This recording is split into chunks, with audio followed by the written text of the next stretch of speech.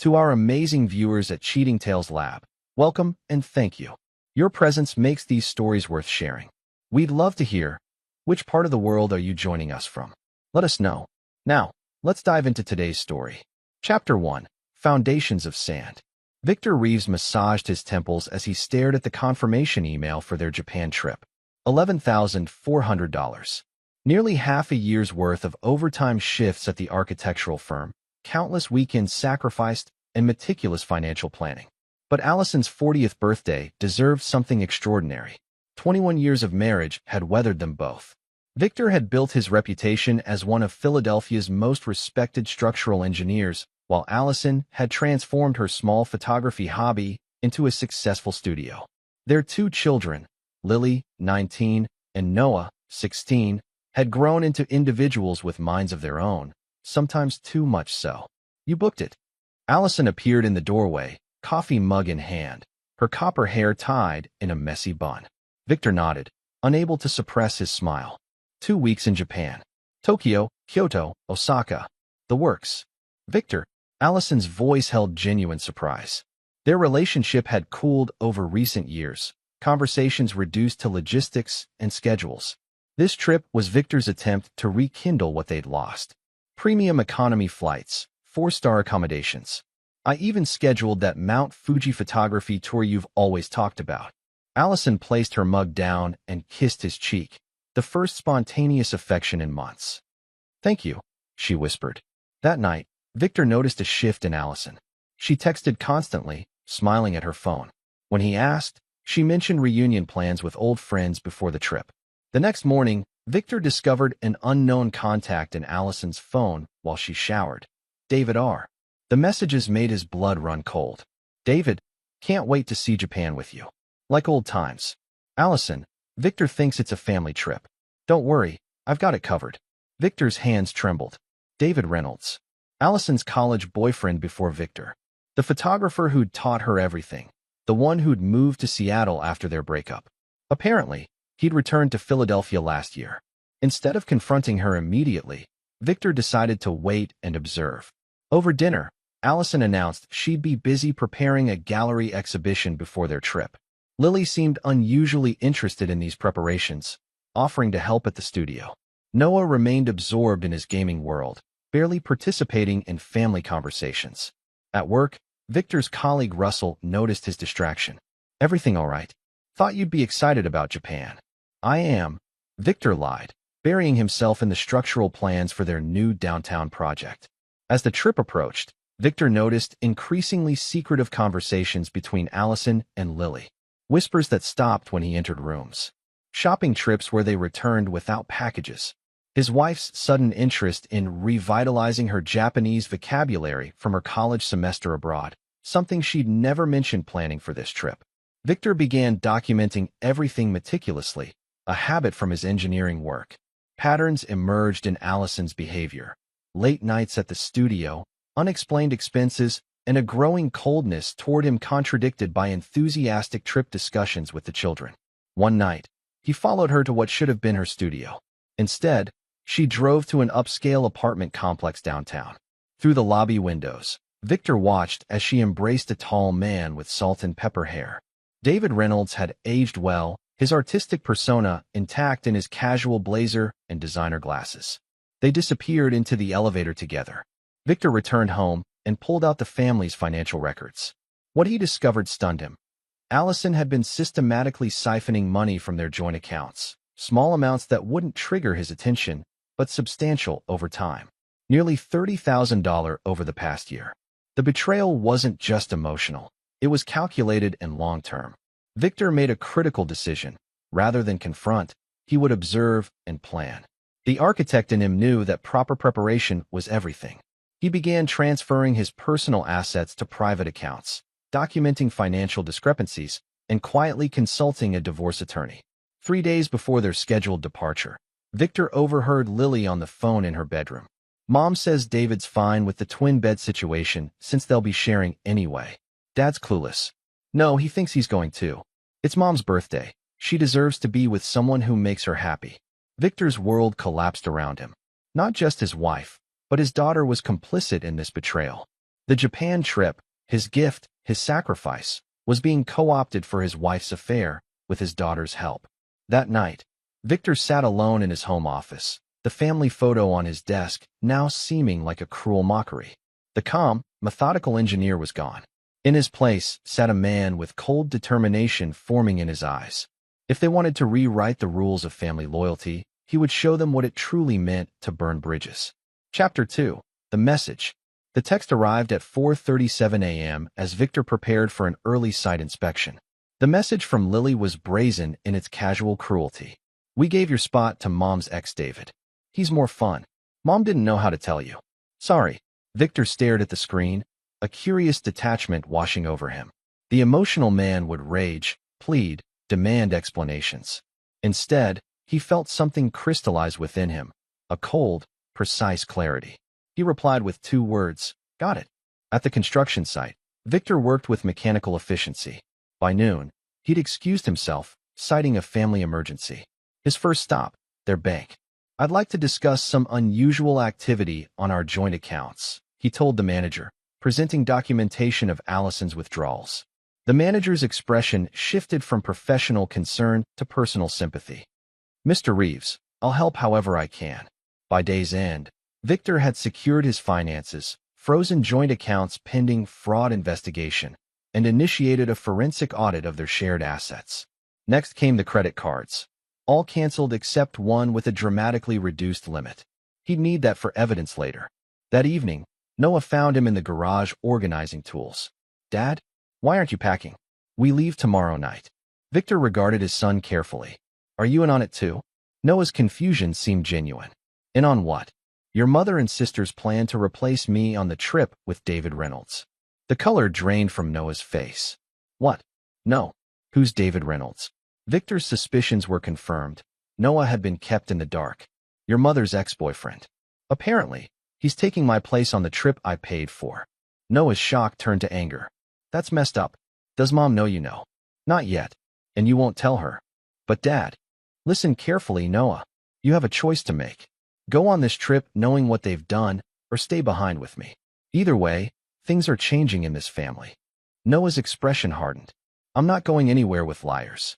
For the first time that day, Victor felt a flicker of warmth.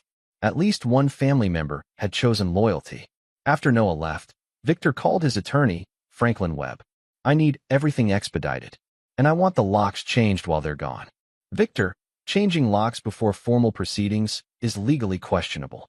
I own the house outright. It was never in joint names. Check the deed." A pause. "You're right. Still, there are proper channels." "Franklin, they're taking my wife's lover on a vacation I paid for.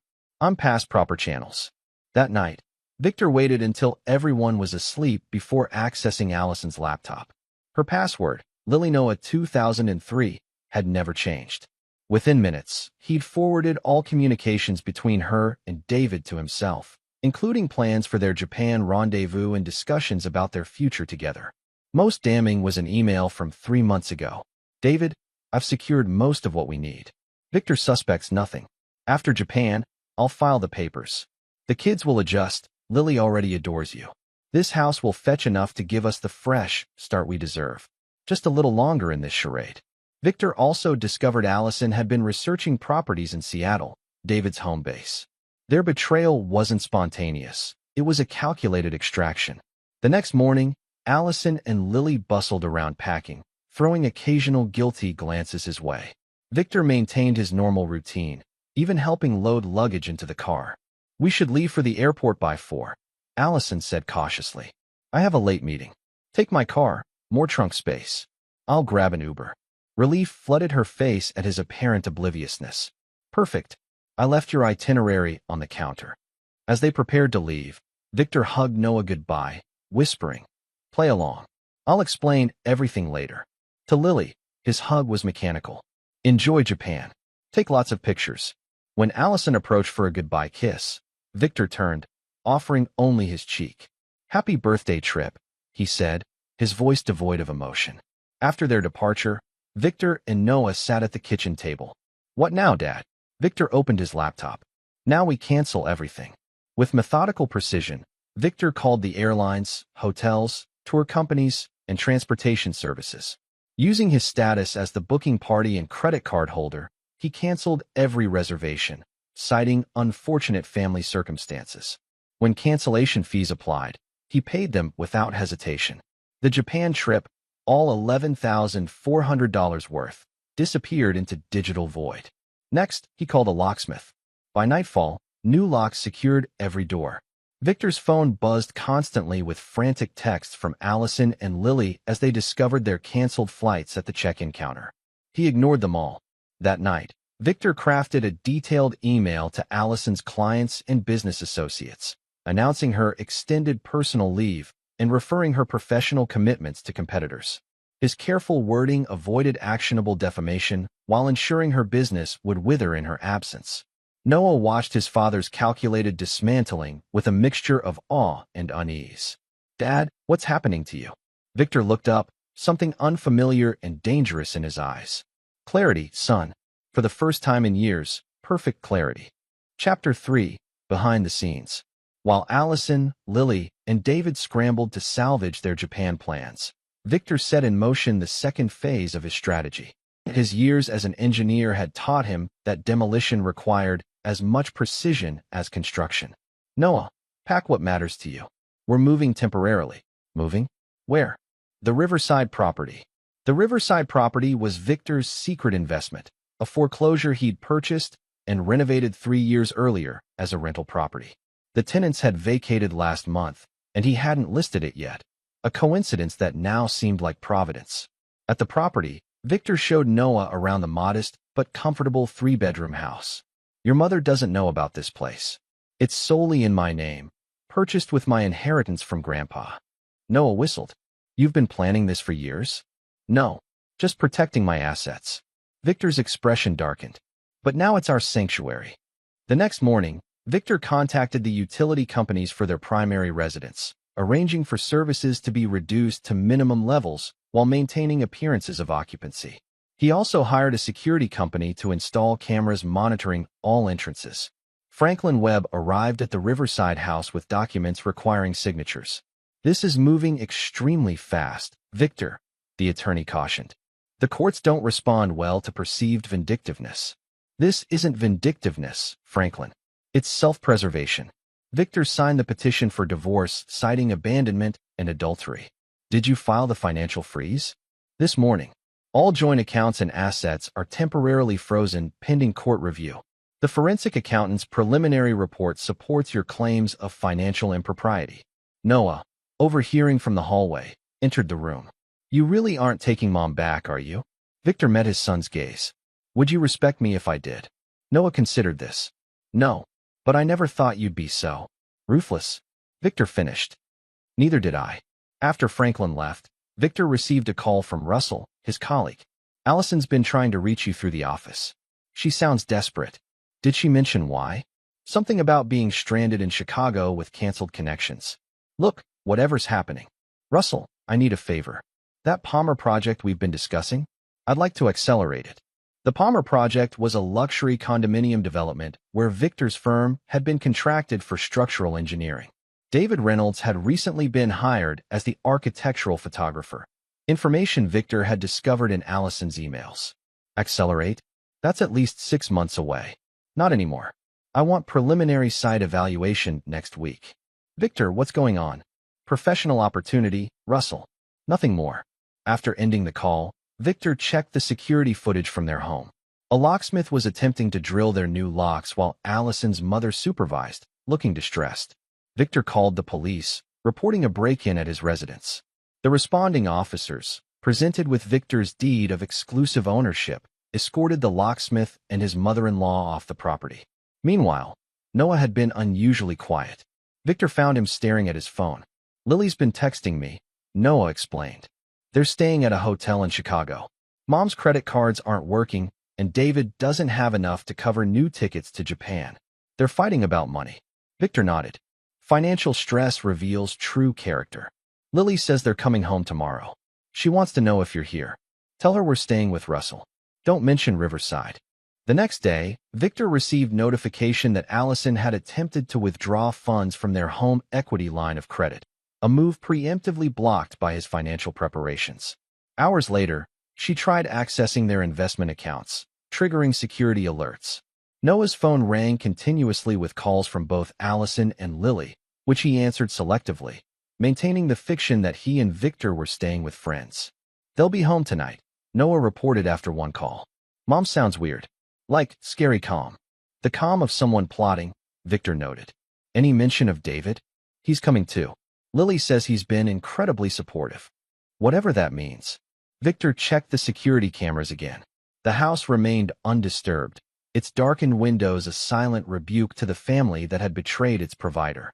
That evening, they watched through the security feeds as a taxi delivered Allison, Lily, and David to the house. Their confusion at the new locks quickly turned to anger. Allison pounded on the door while Lily circled the property, peering through windows.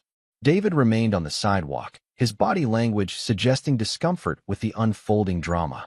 Victor observed their escalating panic with detached interest. When Allison finally called the police herself, he remotely activated the exterior lights and sound system, flooding the property with brightness and classical music, Vivaldi's Winter from the Four Seasons, a piece Allison particularly disliked.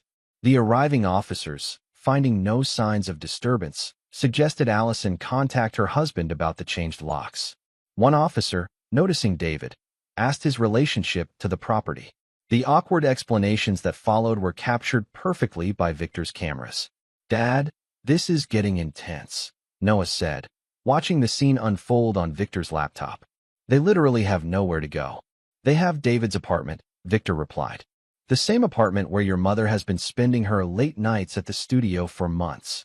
As if on cue, the trio eventually returned to their taxi, dejected and arguing visibly even through the soundless video feed. Victor closed his laptop. "And so ends Act 1. "What does that mean?" Noah asked. "It means tomorrow we start showing them the consequences of betrayal." Victor checked his watch. "The contractors arrive at 7 to begin work on the house." "What contractors? What work?" Victor's smile was cold. "Complete renovation. Every surface your mother selected, every design choice she made, gone. By the time I'm finished, she won't recognize the home she planned to sell out from under me." Noah looked at his father with new understanding. "This isn't just about punishing Mom, is it? You're erasing her." "Not erasing, Noah. Replacing. There's a difference." Victor placed a hand on his son's shoulder. "Get some sleep. Tomorrow will be instructive for both of us." As Noah left for his room, Victor opened his email to find a message from the forensic accountant. Preliminary findings suggest systematic financial diversion dating back approximately 18 months. Estimated total, $43,700. Additional evidence of separate account established under maiden name. Recommend immediate legal action. Victor forwarded the email to Franklin with a single instruction: proceed. The foundation for his revenge was now firmly established. The architect of betrayal would soon learn that Victor Reeves designed not just buildings, but consequences, with the same precision, patience, and uncompromising attention to detail. Chapter 4. Return to Ashes. 3 days after being locked out of their home, Allison finally reached Victor by phone. Her voice alternated between conciliatory and threatening. "Victor, this is childish. We need to talk like adults." "I agree. My attorney will contact yours." "Attorney? We don't need attorneys. Just let us back into our home, and we can discuss this rationally." "Our home." Victor's voice remained steady. "The deed bears only my name, Allison. A fact you were apparently planning to overlook when selling it." A heavy silence. "You read my emails?" "Yes." "That's invasion of privacy. It's less invasive than bringing your lover on a family vacation? Less deceptive than embezzling from our accounts? Tell me, which violation ranks higher in your moral hierarchy?" Another pause. "The children need their home. Noah is with me. As for Lily, she made her choice. How's David's pull-out couch working for her?" Allison's voice hardened. "This won't end well for you, Victor. Courts favor mothers. Courts also favor documented evidence. I have 18 months of financial records showing your systematic theft. I have communications detailing your plan to defraud me of my property. And I have 24 witnesses who can testify to your affair." "Witnesses? What witnesses?" "The dinner reservations you made under David's name. The hotel check-ins. The gallery events where you arrived separately but left together. People notice patterns, Allison, especially when I specifically ask them to recall details. For the first time, fear crept into her voice. What do you want? Justice, Victor replied simply. Nothing more, nothing less. Let me get my things, at least. My photography equipment. Your equipment was purchased with marital funds that you systematically diverted. It's evidence now. Victor, please. My attorney will contact you by end of day. Until then, consider how quickly fortunes change. One day you're planning a luxurious getaway with your lover using your husband's money. The next, you're begging for access to the tools of your trade. Victor ended the call. Noah had been listening nearby. Mom sounds scared. Fear is an appropriate response to consequences, Victor noted, returning to his laptop where renovation plans for their family home displayed. The contractors begin demolition on her studio space tomorrow. Noah fidgeted with his phone. Lily keeps texting. Says she didn't know about Mom and David until recently. When? 3 months ago, apparently. Victor nodded. And yet she helped orchestrate my replacement on the trip rather than telling me the truth. She says she was trying to protect Mom's happiness. At my expense. Interesting moral calculation for a 19-year-old. Victor closed his laptop. How are you doing with all this? Noah shrugged. Confused. Angry. Part of me thinks this is too extreme, but then, he looked up. But then I remember what they did, and I get it. Victor placed a hand on his son's shoulder. There's a difference between revenge and justice, Noah. Revenge is emotional. Justice is proportional. Which is this? Victor's expression remained unreadable. We'll see. The following day, Franklin Webb arrived with court documents. The judge granted the emergency order freezing all marital assets. Allison's attorney has requested an emergency hearing. Good. When? Tomorrow at 2. You'll need to appear. Victor nodded. I'll be there. There's something else. Franklin hesitated. David Reynolds has filed a harassment claim.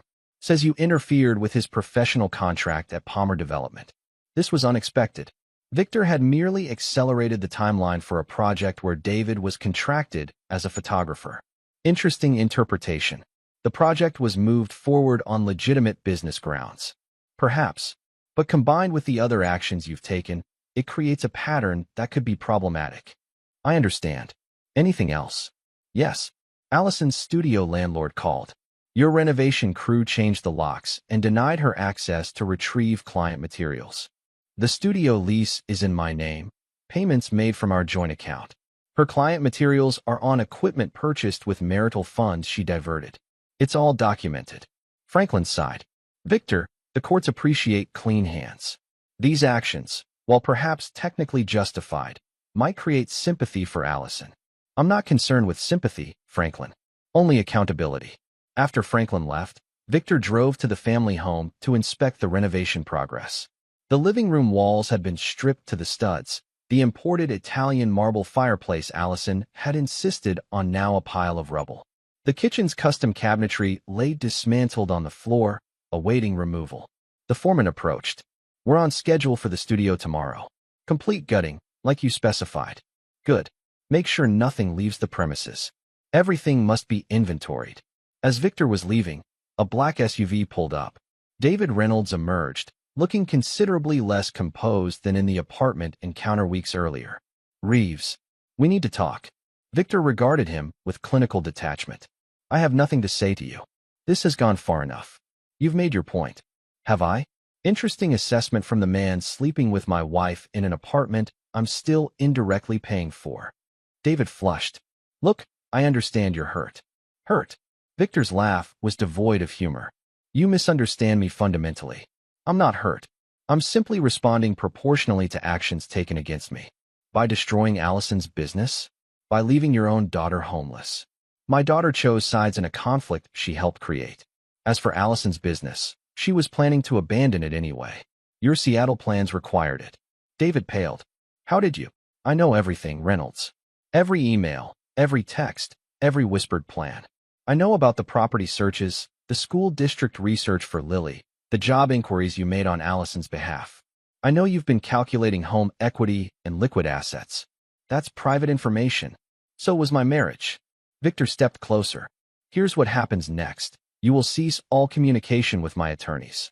You will withdraw your harassment claim, and you will encourage Allison to accept the settlement terms my lawyers provide. Or what? Or I continue. This, Victor gestured toward the house under renovation, is merely the beginning. I have resources you've clearly miscalculated, patience you've underestimated, and resolve you cannot comprehend.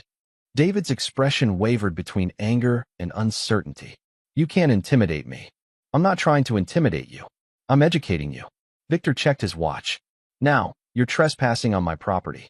The security cameras have recorded this entire conversation. I suggest you leave before I contact the authorities. After David departed, Victor received a text from Noah. Lily called crying. Says David and Mom are fighting about money. She wants to come stay with us. Victor's reply was immediate. Only if she's prepared for complete honesty. That evening, Lily arrived at the Riverside house, her defiance visibly diminished. Dad, not now, Victor interrupted. There are conditions to your staying here. First, complete honesty. Second, acknowledgement of your role in this situation. Third, acceptance that your actions have consequences. Lily's tears flowed freely. I thought I was helping Mom. By betraying me? Interesting moral calculus. I didn't know about the money stuff. I just knew she and David reconnected and were happy together. Victor's expression remained impassive, and my happiness was irrelevant. Lily looked away. I thought you two were basically done anyway. You were always working, hardly talked. So you appointed yourself judge of our marriage and executioner of my trip. I'm sorry. Okay, I'm sorry. Everything's falling apart now. Mom's a mess. David's freaking out about money. My classes start next week, and I don't even have my stuff.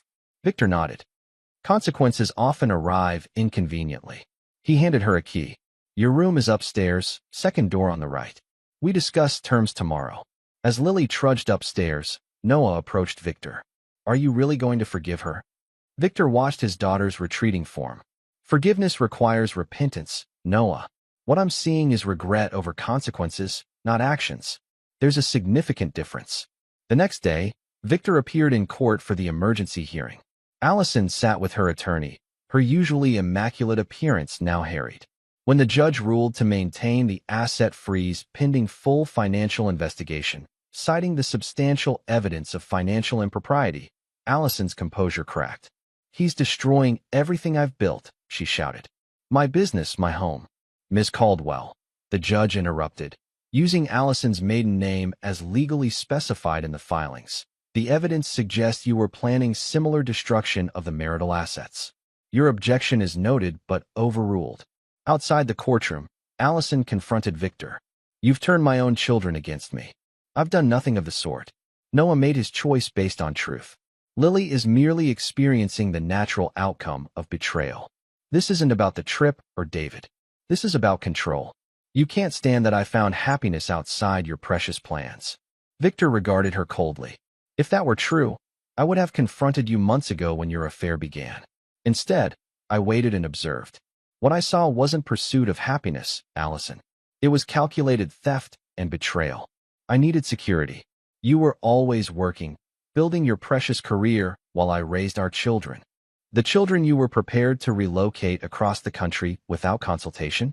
The home you planned to sell without my knowledge? That's security. Allison's voice lowered.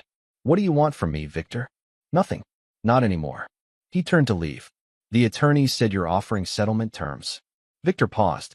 Yes. Generous ones, considering the circumstances. What circumstances? The felony-level financial fraud I could pursue, but won't, provided you cooperate. As Victor walked away, he heard Allison call after him. You'll regret this, Victor. No one will believe you're the victim here. He didn't bother turning around. The architect had his blueprint, and construction was proceeding exactly to specification. Chapter 5, Beyond Facades. 1 week into their new living arrangement, the dynamics at the Riverside house had established their own rhythm. Noah maintained his distance from Lily, whose contrition waxed and waned depending on her latest communication with Allison. Victor worked remotely, overseeing both his professional projects and the systematic dismantling of his former life. The renovation of the family home had become something of a local spectacle. Neighbors watched as 20 years of careful decoration and design were gutted and replaced.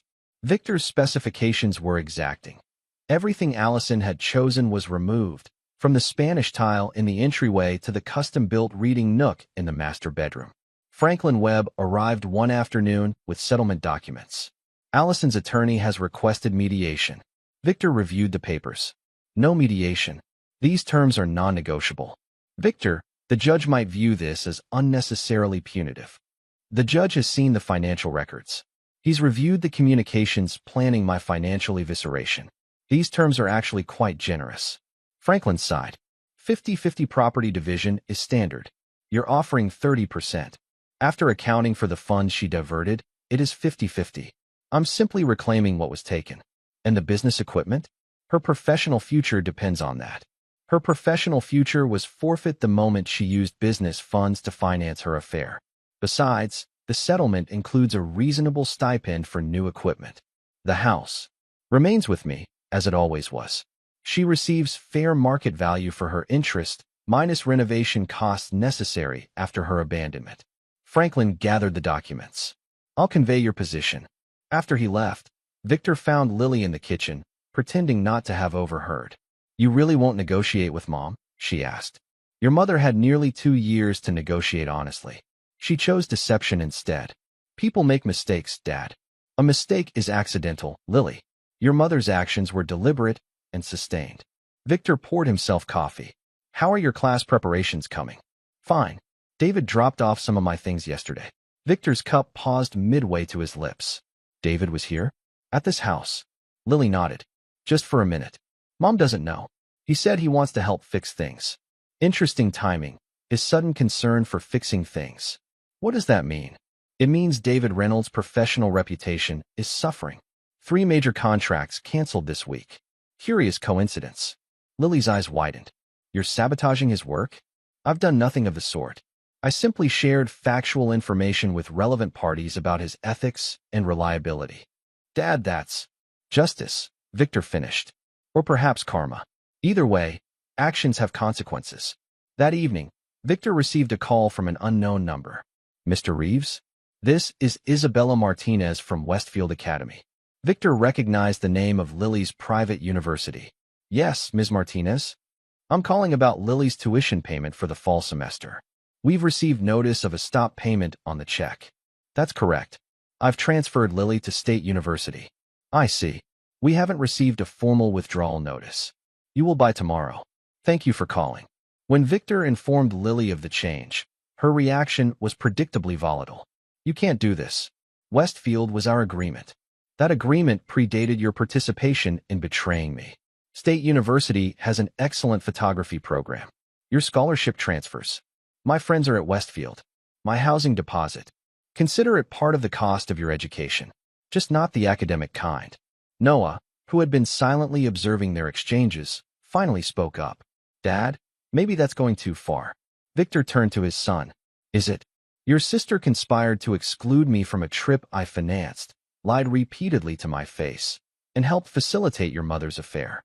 Actions have consequences, Noah. This is merely one of hers. Later that night, Victor received a text from David Reynolds. We need to talk. Just us. Against his better judgment, Victor agreed to meet at a neutral location, a coffee shop downtown. David was already waiting when he arrived, looking haggard. Thank you for coming, David began. Make it quick. I wanted to apologize. What happened with the trip? It wasn't supposed to go that way. Victor's expression remained impassive. Enlighten me on the proper way to exclude a husband from his family vacation. David shifted uncomfortably.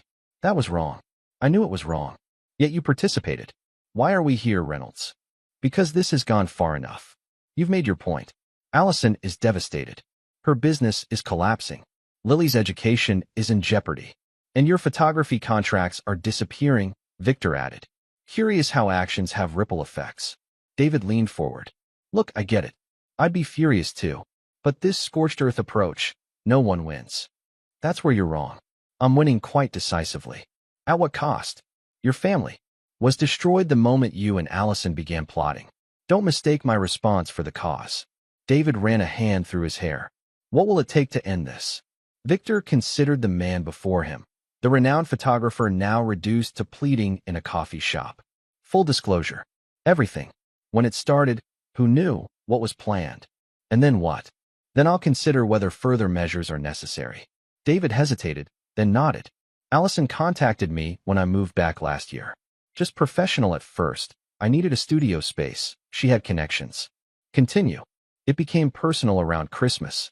She said your marriage was essentially over. Separate lives, no intimacy for years. Victor's expression didn't change, though the information stung. Go on. By February, we were seeing each other regularly. The Japan trip was her idea. Said you'd suggested it, but weren't enthusiastic. Said you'd probably prefer working anyway. And the financial aspects. David looked down. She said she was securing her future. That you'd controlled the money for years, and she needed independence. Did you believe that? I wanted to. But after seeing how you responded, I realized I'd been manipulated too. Victor leaned back. Who else knew? Her friend Natalie. Lily found out accidentally in March, walked in on us at the studio. Allison convinced her it was better for everyone if you and she separated. And my replacement on the trip? David winced. Last-minute idea. Allison thought you might be relieved not to go. Lily suggested the text approach, said a clean break was better. Victor absorbed this information silently. And your future plans? Seattle was the goal. Fresh start for everyone. Allison said you'd be fine, married to your work anyway. Convenient narrative. David met his gaze. I'm not proud of any of this. But destroying them won't undo what happened. Victor stood. Thank you for your honesty. It changes nothing. What?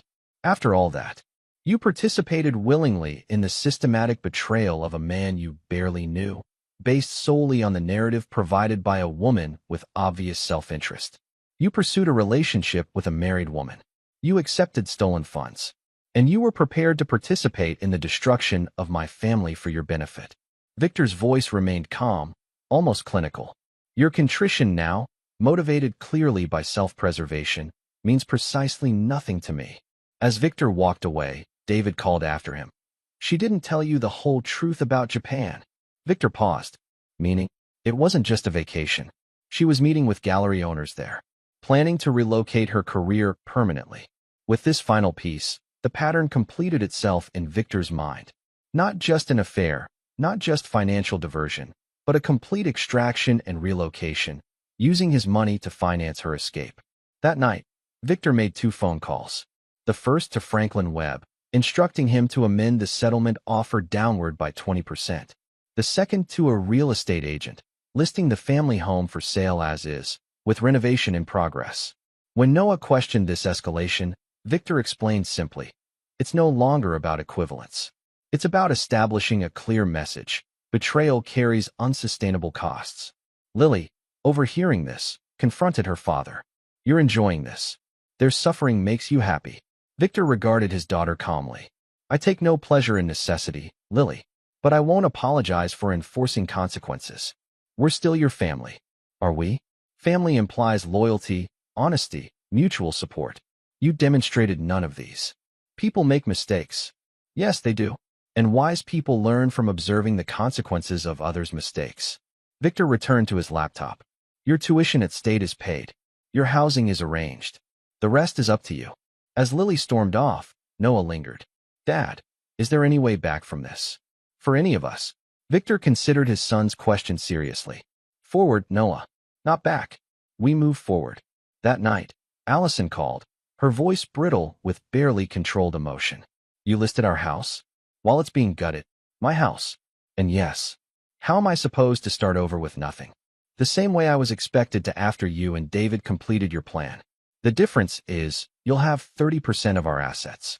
I was to be left with considerably less. Victor, please. We can work this out. We are working it out. Through legal channels, as civilized people do. This isn't civilized. It's vindictive. Perhaps. But it's proportional. Sleep well, Allison. As Victor ended the call, he realized something had shifted within him. The cold anger that had driven him these past weeks was crystallizing into something more permanent. A fundamental recalibration of his understanding of trust, family, and justice. The architect was becoming something else entirely. Chapter 6. Structural Failures. 3 weeks after the failed Japan trip, Victor's systematic dismantling of his former life continued with mechanical precision. The family home, still undergoing aggressive renovation, had received multiple offers despite its gutted condition. Allison's studio space had been completely cleared, its contents cataloged and stored as evidence of marital asset diversion. And David Reynolds' professional reputation had deteriorated to the point where he'd been reduced to shooting passport photos at a chain store. Franklin Webb arrived at the Riverside house with an unexpected development. Allison's filed a countersuit, claims emotional abuse and financial coercion throughout the marriage. Victor accepted the documents without visible reaction. Interesting strategy. It's a desperate move, but potentially damaging. She's submitted affidavits from her therapist suggesting long-term psychological control. When did she begin seeing this therapist? Franklin checked his notes. Approximately 14 months ago, coinciding with the beginning of her financial diversion, establishing groundwork for her narrative. Victor scanned the documents. She's requesting psychological evaluation? For both of you. Standard in contentious divorces with abuse allegations. I have no objection. Schedule it immediately. Franklin seemed surprised. Most clients resist evaluation. I have nothing to hide, Franklin. My actions have been reactive, not causative. After Franklin left, Victor found Noah in the kitchen, clearly having overheard. Mom saying you abused her? Noah asked incredulously. She's establishing a counter-narrative. Standard tactics when evidence is against you. But it's not true. Truth is surprisingly malleable in legal proceedings, Noah. Perception often outweighs fact. Later that day, Victor received an unexpected visitor. Natalie Winters, Allison's closest friend, waited nervously on his doorstep. Victor, please. 5 minutes. He allowed her inside, maintaining a careful distance. What can I do for you, Natalie? This has to stop. Allison is falling apart. David's left her. Lily's devastated about school. Enough is enough. Victor offered her water, which she declined. I appreciate your concern, but this situation has clear resolution parameters. Allison need only accept the settlement terms. Those terms are punitive, and you know it. They're proportional to her actions. Had she discussed divorce honestly, we would have divided assets equitably. Instead, she chose systematic theft and deception. Natalie's expression shifted from pleading to accusatory. So this is punishment. This is consequence. There's a difference. She made a mistake. A mistake is momentary, Natalie. Allison engaged in sustained, calculated betrayal lasting nearly 2 years. Victor leaned forward. Tell me, as her confidant, when did you become aware of her relationship with David? Natalie hesitated. That's not relevant. On the contrary, it establishes the pattern of premeditation. You knew last year, didn't you? Before Christmas. Her silence confirmed his assumption. And you knew about the financial diversion? The plans for Seattle? She was unhappy, Victor.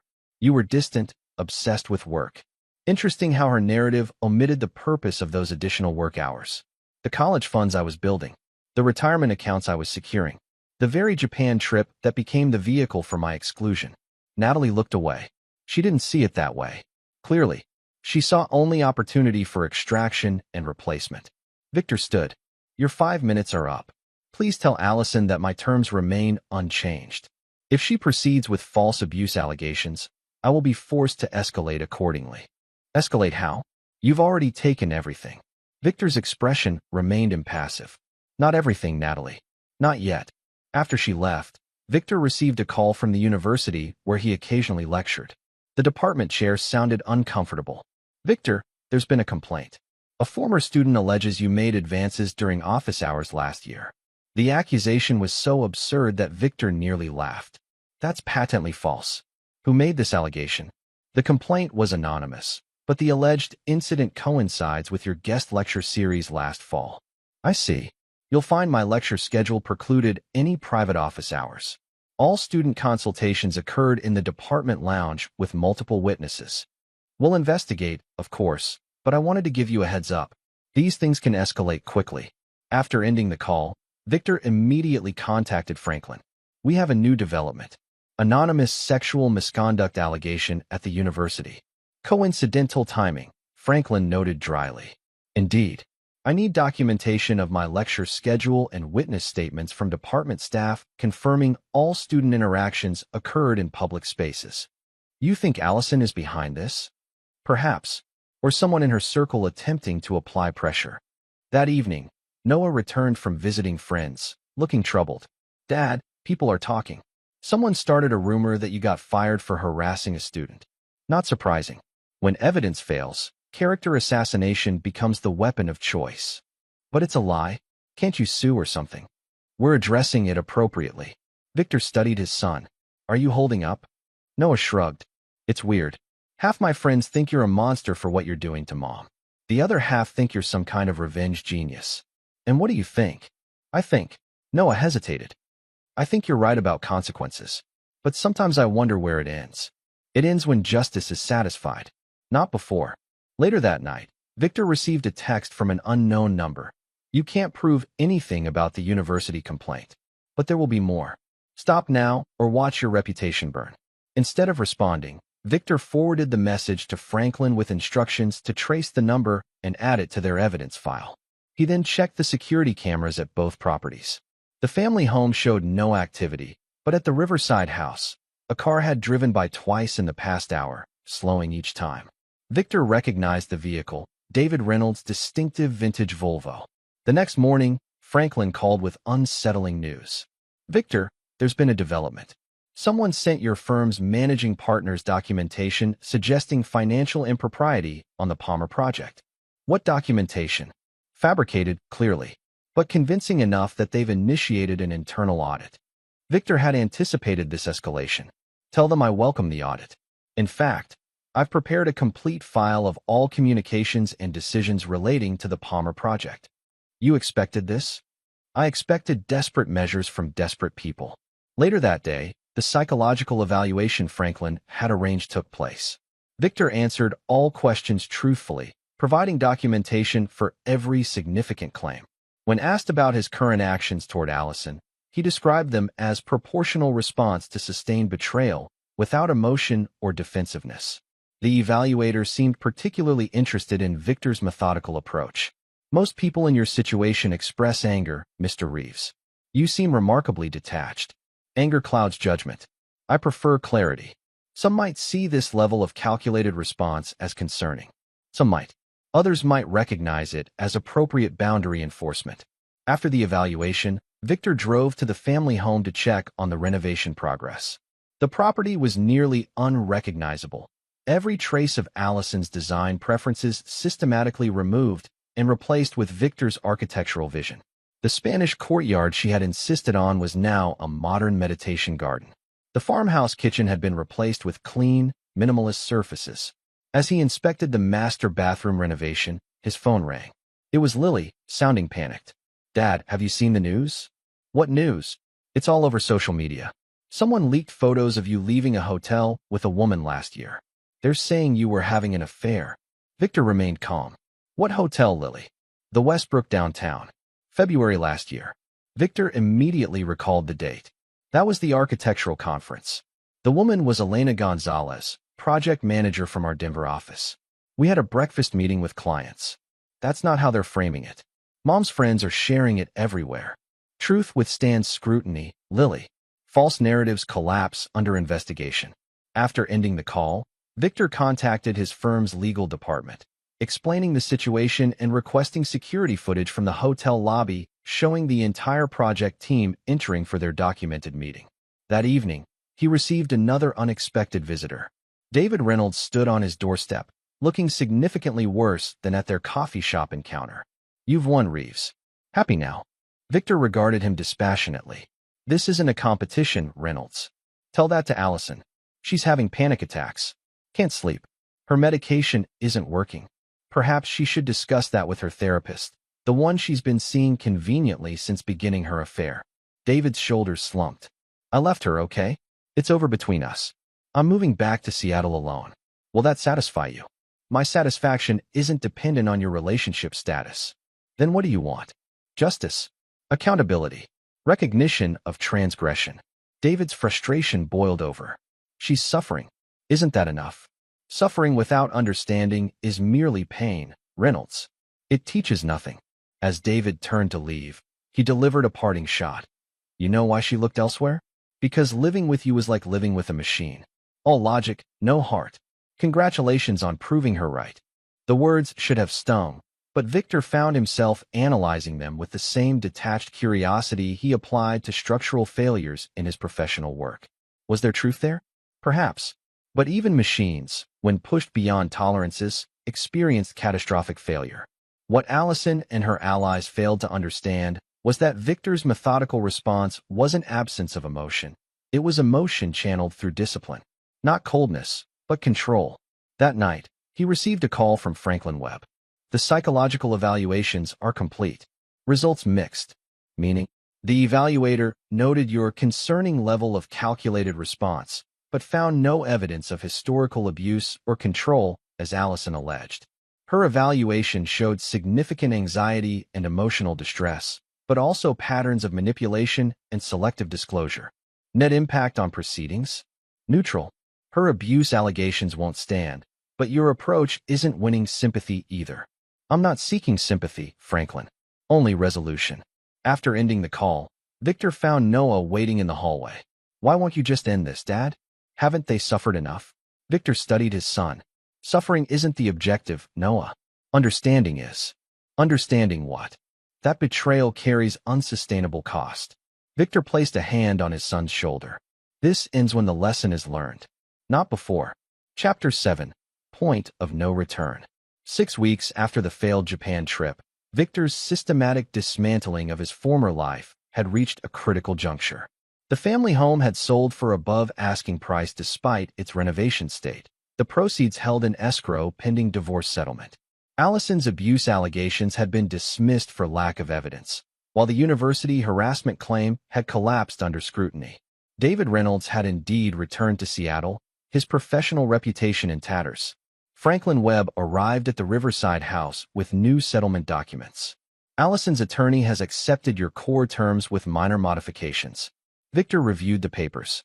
She's requesting the photography equipment be excluded from marital assets. Yes, given her livelihood depends on it. The judge is likely to be sympathetic. Agreed. She can have the equipment. Franklin seemed surprised by Victor's ready concession. Just like that. The equipment was never the point, Franklin. It was leverage. Later that day, Victor received an unexpected call from Natalie Winters. We need to talk about Allison. I'm listening. She's been hospitalized. Anxiety attack, so severe they thought it was cardiac. She's asking to see you. Victor considered this development. When? Now? She's at Mercy General. At the hospital, Victor found Allison in a private room, looking pale and diminished. Monitors tracked her vital signs while in 4 delivered fluids. You came, she said, her voice hoarse. Yes. Why? After everything. Victor took the chair beside her bed. Because suffering without understanding is merely pain. It teaches nothing. Allison closed her eyes briefly. Always the professor. Why am I here, Allison? Because I need this to end. She struggled to sit up. You've won. Completely. I have nothing left. This was never about winning. Then what? Punishment? Revenge? Justice? Consequences proportional to actions. Allison's laugh was bitter. Proportional? You've destroyed everything. My business, my reputation, my relationship with Lily, my future with David. All things you were prepared to destroy for me without discussion, warning, or remorse. She fell silent, the monitors recording her elevated heart rate. You planned my extraction systematically, Victor continued, his voice clinically detached. Financial diversion.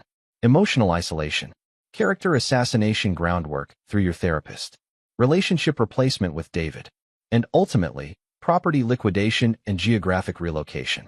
My discovery accelerated your timeline, nothing more. It wasn't like that. The evidence suggests otherwise.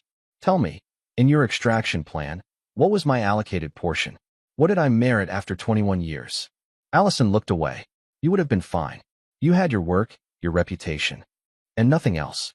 No family, no financial security, no home. A carefully constructed void. I wasn't happy, Victor. For years, a conversation might have addressed that. Instead, you chose systematic betrayal. The room fell silent except for the rhythm of the monitors. Finally, Allison spoke, her voice barely audible. What do you want from me now? Acknowledgement. Not just of your actions, but their intended consequences.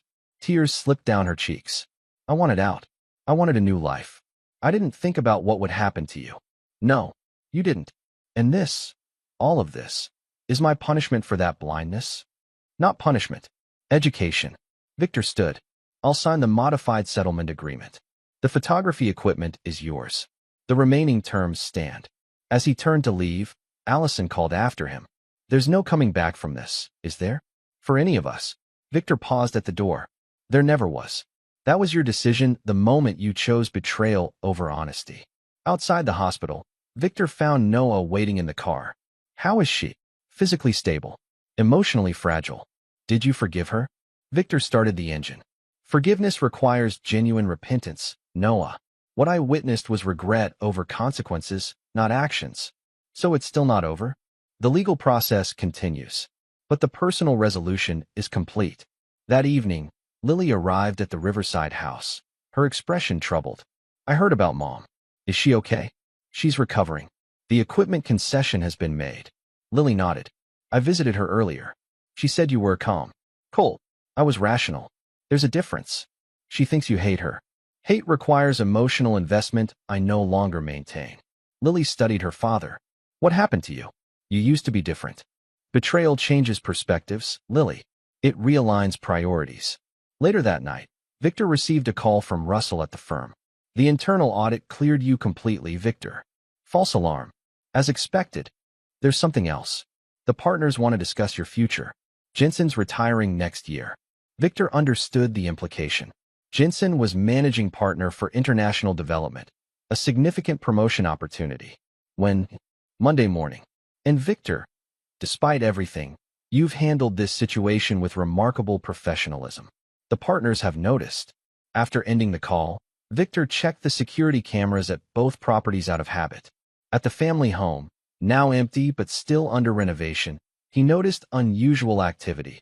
A vehicle parked across the street for over an hour, its occupant occasionally taking photographs. Victor zoomed the camera, capturing the license plate, and sent it to his security contact for identification. The response came within minutes, registered to private investigator. Leonard Michaels, Sentinel Securities. This was an unexpected development. Victor immediately contacted Franklin. Someone's surveilling the family home. Private investigator. Unusual at this stage. I'll make inquiries. The next morning, Franklin called with concerning news. The investigator works for David Reynolds, not Allison. Reynolds? He's supposedly in Seattle. Apparently not. My sources indicate he returned 3 days ago and has been meeting with Allison. Victor considered this information carefully. Their reconciliation is irrelevant to proceedings. Unless they're building a new case. The surveillance suggests evidence gathering. For what purpose? All substantive matters are documented. I don't know yet, but I recommend caution. That afternoon, Victor received an unexpected text from Allison. We need to talk. One last time. The park by Riverside at 5? The request seemed innocuous, yet the timing, following the discovery of surveillance, triggered Victor's analytical instincts. He agreed to the meeting but took precautions, activating the recording function on his phone and notifying Franklin of his whereabouts. At the park, Allison was already waiting on a bench, looking considerably recovered from her hospital appearance. She wore a recording device clearly visible on her collar, an unusual choice unless intentionally signaling its presence. Thank you for coming, she began. Victor remained standing. What did you want to discuss? I've been thinking about everything you said at the hospital. About acknowledgement. And, you're right. I was planning your extraction, as you call it. I was systematic. Deliberate. Victor noted her unusual candor. Go on. The affair with David began earlier than you know. 14 months ago, not 10. The financial diversion started then too. I'm aware. The forensic accounting was quite thorough. Allison seemed momentarily disconcerted. You knew? About all of it? Yes. Including your property searches in Seattle dating back to last January. She recovered quickly. Then you also know about the offshore account? The one in the Caymans. Victor's expression didn't change, though this was new information. Of course. And you're not angry about that money? Nearly $100,000. Now Victor understood. This was an attempt to provoke an incriminating response, likely for a recording to support renewed legal action. Anger is unproductive, Allison. If such an account exists, it's already included in the documentation submitted to the court. Her frustration was briefly visible. You really are a machine, aren't you? Nothing touches you. Is there anything else you wanted to discuss? Allison stood, abandoning pretense. David and I are contesting the settlement.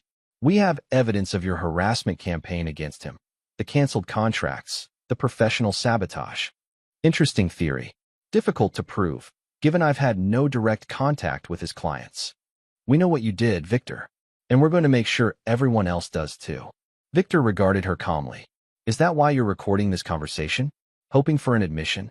Allison didn't bother denying it. You've destroyed our lives systematically. Now we're fighting back. Your lives were dismantled by your own actions, Allison. My response was merely proportional. Proportional? You call financial ruin proportional? To planned financial ruin? Yes. The difference is transparency versus deception. As Allison turned to leave, she delivered a final threat. This isn't over, Victor. Not by a long shot.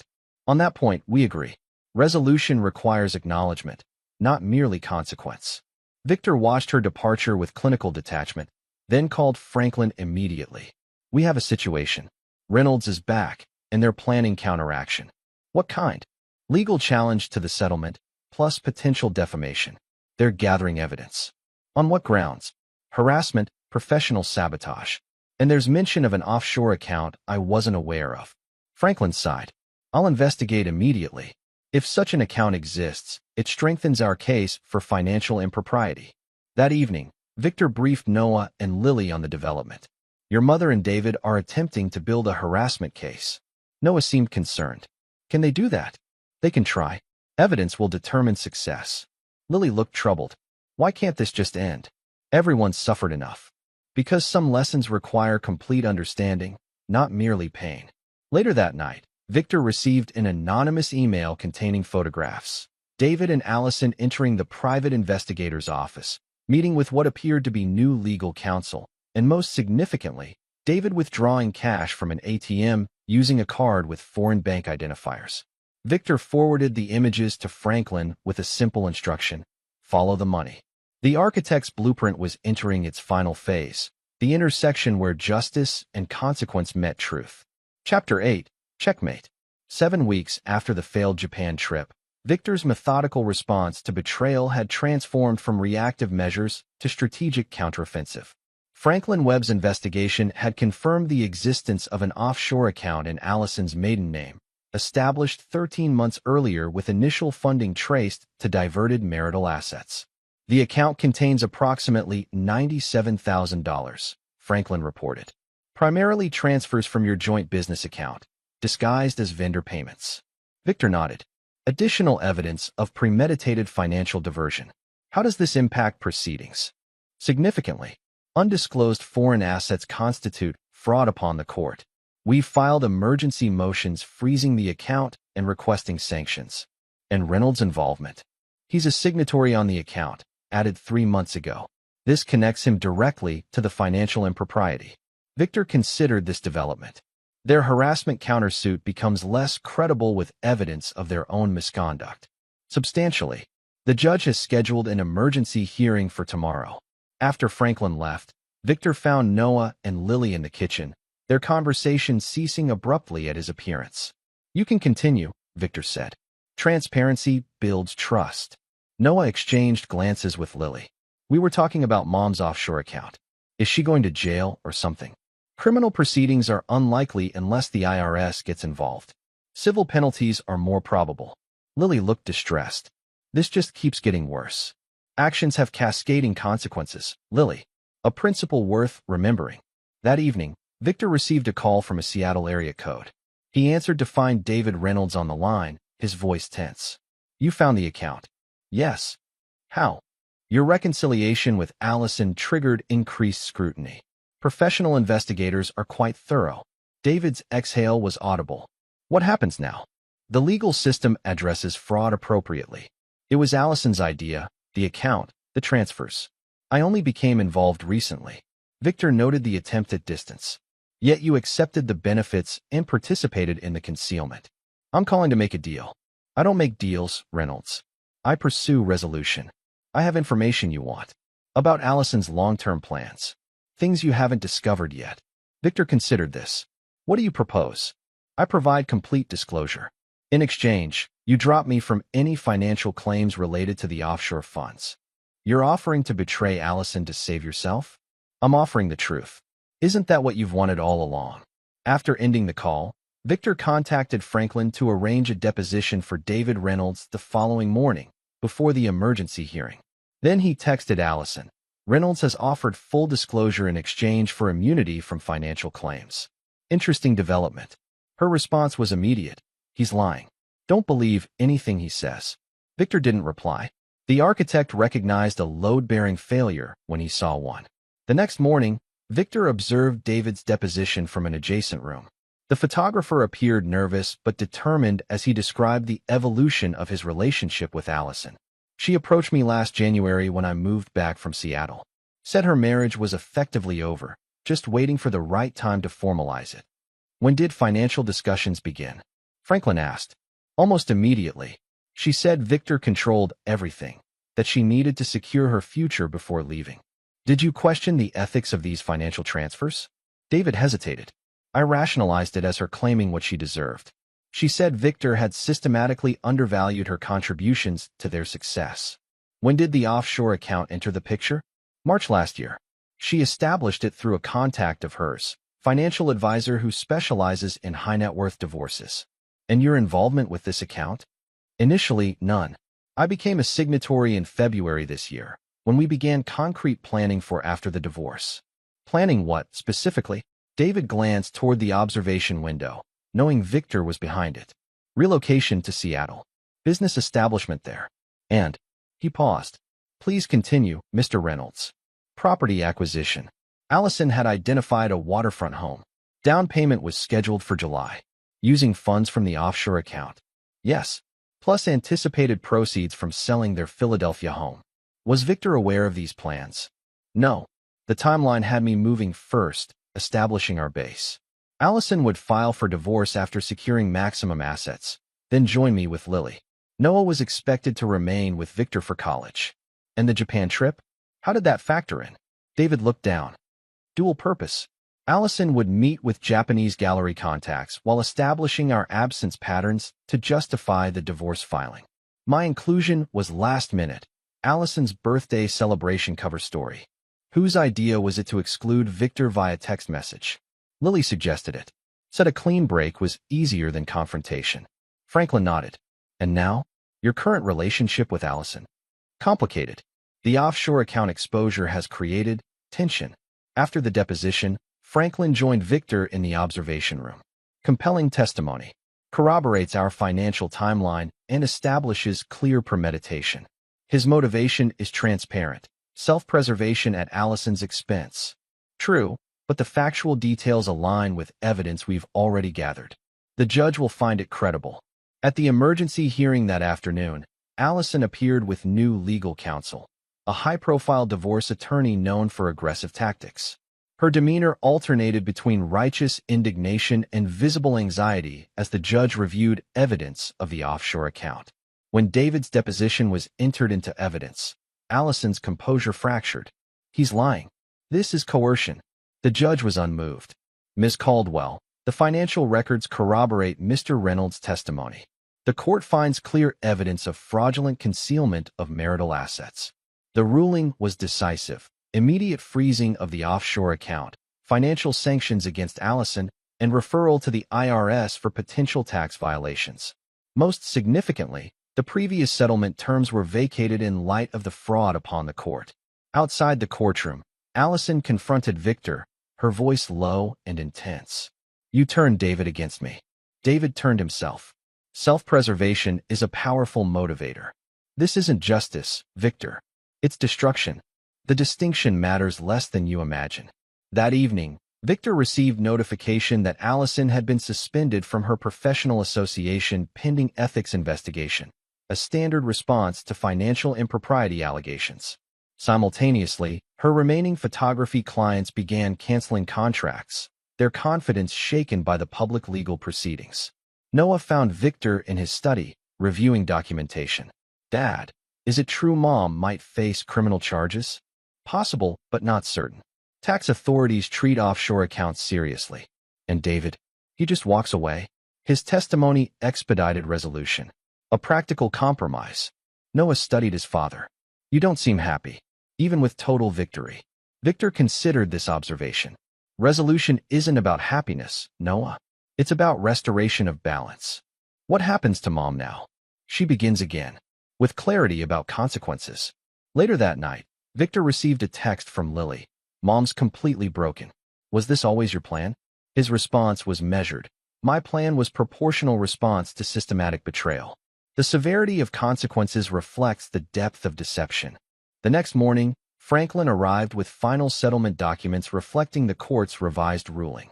Allison receives 15% of marital assets, minus legal fees and sanctions. The offshore account remains frozen pending IRS investigation. Victor reviewed the papers. And professional consequences? Her business is effectively finished in Philadelphia. The professional association suspension makes her uninsurable for commercial work. Reynolds returned to Seattle yesterday. No direct financial penalties, but his professional reputation is severely compromised. 3 major agencies have removed him from their approved photographer lists. Victor signed the documents without comment. The architect's blueprint had manifested exactly as designed. Systematic betrayal met with systematic consequence. That afternoon, Victor received an unexpected visitor. Allison stood on his doorstep, her appearance markedly different from the confident woman of weeks earlier. Her posture conveyed defeat, her eyes hollow with exhaustion. May I come in? Victor hesitated, then stepped aside. In the living room, Allison remained standing, refusing his offer of a seat. I need to understand, she began. Was this always the plan? From the moment you got Lily's text? There was no predetermined plan, only methodical response appropriate to discovery. But the precision of it, the calculated dismantling of everything I built, mirrored your calculated dismantling of everything we built. Allison shook her head. Not the same. I was unhappy, seeking escape. You were vengeful, seeking destruction. An interesting distinction without difference. Both approached systematically, both executed without concern for the target. I never intended to destroy you completely. Merely extract maximum value while leaving minimum viability. A parasitic rather than predatory approach. Allison flinched. David's testimony confirmed what documentation already established. Your plans were comprehensive and long-term. And now, with everything in ruins? Does that satisfy you? Victor studied her. This woman he'd shared 21 years with, now essentially a stranger. Satisfaction isn't the objective. Understanding is. Understanding what? That you're capable of methodical destruction? That betrayal triggers annihilation. That actions have proportional consequences. That betrayal carries unsustainable cost. Allison moved toward the door. You've become something I don't recognize, Victor. As have you, Allison. The difference is, I see it clearly. After she left, Victor found Noah waiting in the hallway, having overheard their conversation. Is it really over now? Noah asked. Victor nodded. The legal proceedings are complete. The personal resolution established. And us? Our family, redefined by choice and consequence. That night, Victor sat alone in his study, reviewing the documentation of the past 7 weeks, from Lily's casual text to the final court ruling. The architect's precision had executed a blueprint of perfect proportional response, a structure of consequence built on the foundation of betrayal. In the silence of his methodical victory, Victor recognized that some structures, once demolished, could never be rebuilt, and that some lessons, once learned, permanently transformed the student. The architectural principle held true in human relationships as in buildings. Integrity was non-negotiable, and failure points, once identified, could never be unseen. Chapter 9. New Foundations. 3 months after the failed Japan trip, Victor sat in his new office overlooking the Philadelphia skyline. The managing partner promotion had been formalized the previous week, bringing additional responsibilities and significant compensation increase.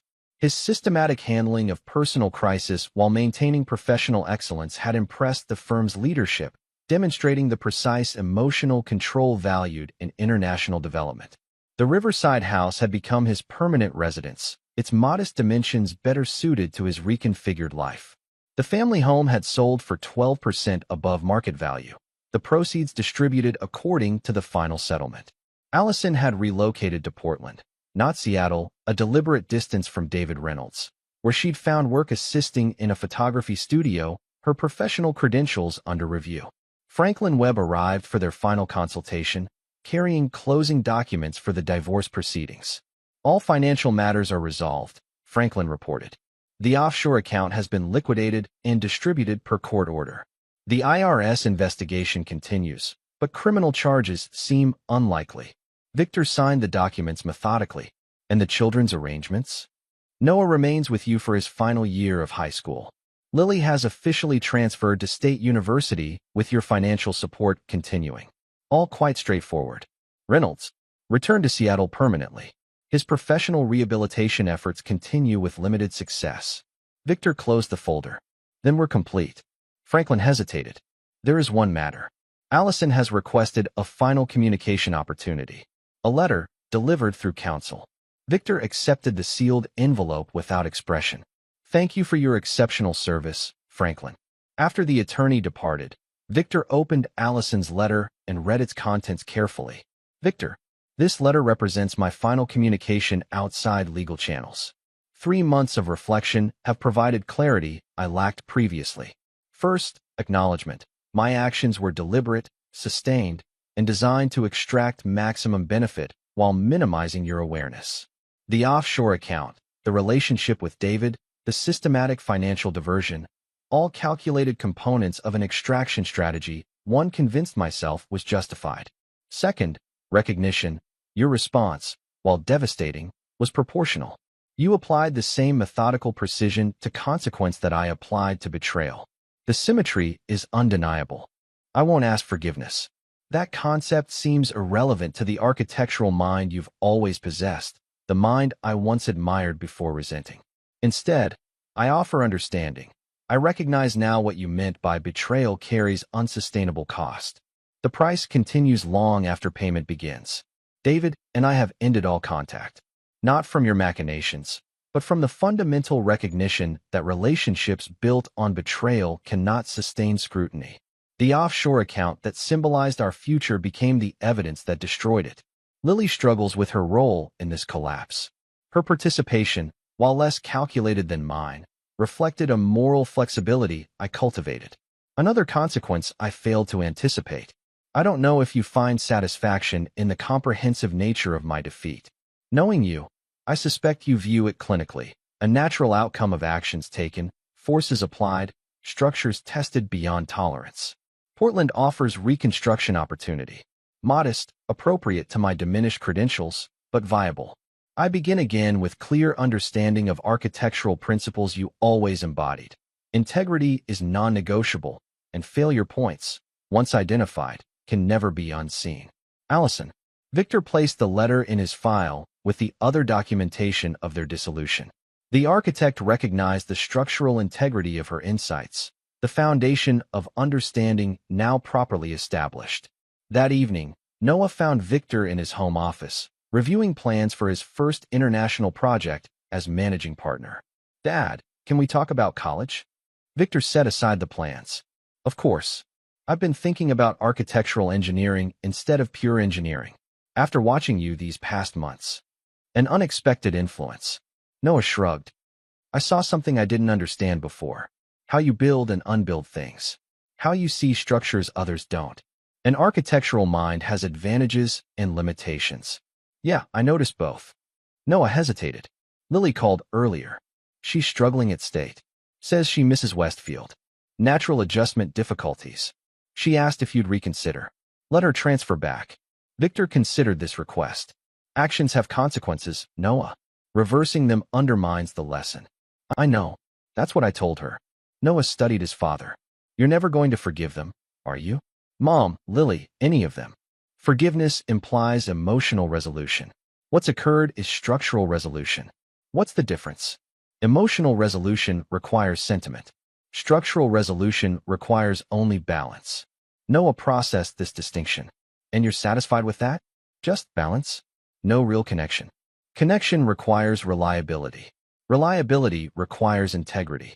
The structural failure revealed absence of both.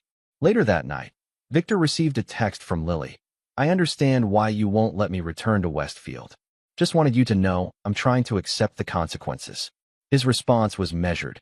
Acceptance is the foundation of reconstruction. 2 days later, Victor visited the former family home, now transformed by the new owners. Every trace of the life he'd shared with Allison had been erased. New paint, new fixtures, new landscaping. The Spanish courtyard where they'd celebrated anniversaries was now a children's play area. The kitchen where family dinners had marked the passage of years now featured ultramodern appliances and unfamiliar configurations. As Victor surveyed this complete transformation, he experienced not loss but confirmation. Structures, once compromised, could not be restored. They could only be replaced. At the Riverside house, he found Noah packing for a weekend with friends. "Will you be okay alone, Dad?" Victor nodded. "Of course. My existence doesn't require continuous companionship." Noah studied his father. "You know, most people would still be angry. Or sad. Or something. Those emotions serve no constructive purpose at this stage." "Maybe not. But they'd prove you're still human." After Noah departed, Victor received an unexpected call from Russell at the firm. "The Palmer Project client has requested you specifically for their Seattle development. International Committee approved it this morning." "Seattle? Interesting coincidence." "Not coincidence. They heard about your methodical handling of the divorce while maintaining professional excellence. Impressed the hell out of them." Victor considered the symmetry, professional advancement arising from personal dissolution. When would this begin? Next month. Initial site visit, then periodic oversight. You'd remain Philadelphia-based, but travel there regularly. After the call, Victor opened his laptop to research Seattle properties. The architectural mind recognized opportunity in geographic intersection, Reynolds' professional community now potentially intersecting with Victor's expanded territory. Not for revenge. That concept was emotional, imprecise. But for completion, the final structural verification that integrity determined sustainability. That evening, Victor received a text from an unknown Seattle number. "Heard you might be working on the Palmer Seattle project. Wanted you to know I've removed myself from consideration for the photography contract. Some structures shouldn't intersect again. Dr." Victor didn't respond. The message confirmed his architectural assessment. Reynolds had finally recognized that some failure points could never be reinforced. 3 days later, Victor attended Noah's school academic awards ceremony. His son's engineering scholarship recognition represented continuation of structural integrity across generations. Values transmitted through example rather than instruction. As they drove home afterward, Noah broached the subject they'd both avoided. "I talked to Mom yesterday. How is she adjusting? Surviving? Not thriving? She asked about you. What did you tell her?" "The truth. That you're exactly the same, just pointed in different directions now." Victor nodded. "An accurate assessment. She said something weird. Said to tell you she finally understands what you meant about betrayal having unsustainable cost. Said the price continues long after the bill comes due." A belated but valid insight.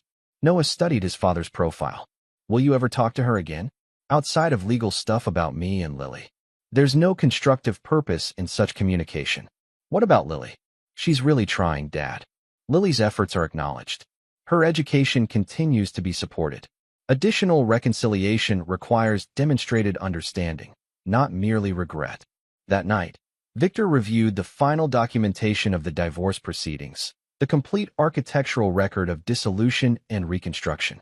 Each decision, each response, each consequence meticulously documented and filed. Not for emotional validation, not for vindictive satisfaction, but for structural verification that integrity, once compromised, could never be restored, only replaced with new foundations built on uncompromising principles. The architect had designed not just buildings but consequences, with the same precision, patience, and uncompromising attention to detail that defined his professional excellence.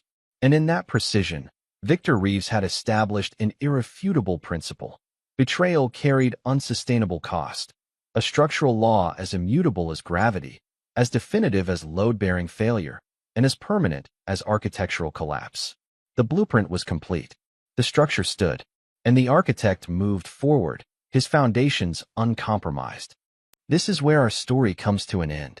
Share your thoughts in the comments section. Thanks for your time. If you enjoy this story, please please subscribe to this channel. Click on the video you see on the screen, and I will see you there.